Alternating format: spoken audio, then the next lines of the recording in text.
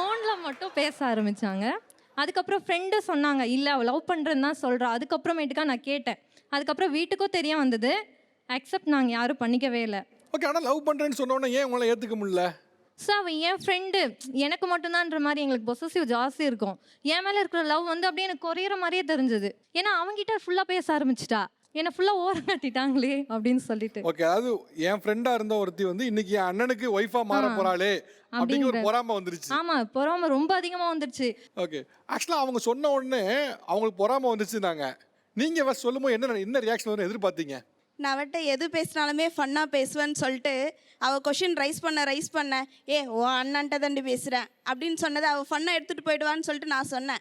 அவ்வளோ ஒரு 2 வீக்ஸாக வந்து ஃபன்னாக தான் எடுத்துக்கிட்டா. ஓகே, ஜாலியாக பேசுறது, காமெடியாக பேசி கொண்டு போயிடலாம்னு வச்சிங்க. உன் அண்ணாட்ட தாண்டி பேசுகிறேன், இதில் என்ன இருக்குது அப்படின்னு சொன்னபோது அப்படி பேசிடுவேன் என் அண்ணன் ஓன்ட்ட கதை விடாதுரி அப்படின்னு சொல்லிட்டு அவள் அதை கண்டுக்கவே இல்லை. உங்களுக்கு உங்கள் ரெண்டு பேரும் எப்படி லவ் ஸ்டார்ட் ஆச்சு ஆக்சுவலாக? அவங்க வீட்டுக்கு நான் போகும்போது பார்ப்போம், சிரிப்போம், நாங்கள் ஆக்ஷனில் பேசுவோம் இப்படின்ட்டு. ஆனால் அவங்க பின்னாடி இருக்கும்போது தான் 2 பேரும் பேசிப்போம். ஆனால் அவங்களுக்கு தெரியாது.